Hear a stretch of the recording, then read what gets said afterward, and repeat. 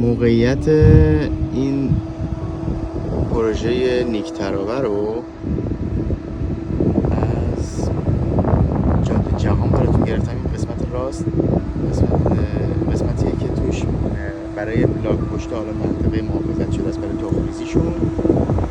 دقیقا این هم جاده جهانه و این هم که پروژه دهکده ساحلی.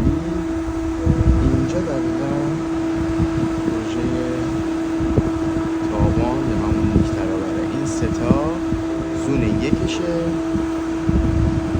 ستای بغل، این ستایی که اینجا میبینی ستاییه که وسطیش هم سفیدکاریش انجام شده. این زون دومشه و زون 3 و 4شون پشت اینجاست که دیگه هنوز ارتفاع نداره و دیده نمیشه. حیات وحشه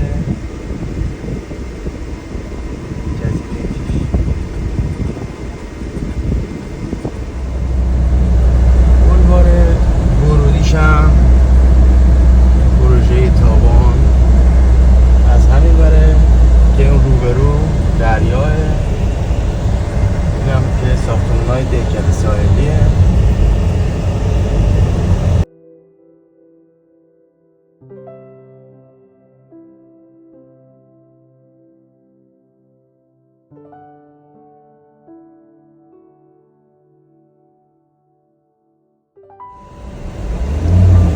این قسمت ورودیش هم ساختمانایی که میبینیم خدماتی هاشه، یعنی از همین الان اون خدماتی ها رو راه انداختن که سوپرمارکت و حالا چیزای دیگه هم دقیقا نزدیک این پروژه است.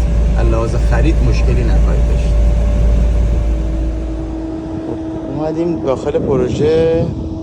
ببینید اینجا این ستا برجی که سمت چپ هست زون 1 و در انتهای زون 1 اونجا 3 تا برج، همون که تاور جلوشه و این برج و این برج، اینها زون 2 هستن که تو این مرحله هستن و در مرحله سفیدکاریه.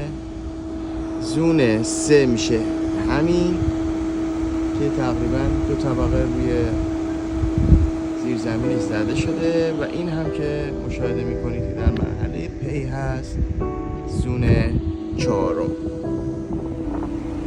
از این زاویه هم براتون گرفتم که کامل اشراف داشته باشیم. اینا همچنان زون 1 و اون آخری زون 2. اون روبرو هم میشه دریا که حالا متاسفانه من پایین‌ترم دیده نمیشه.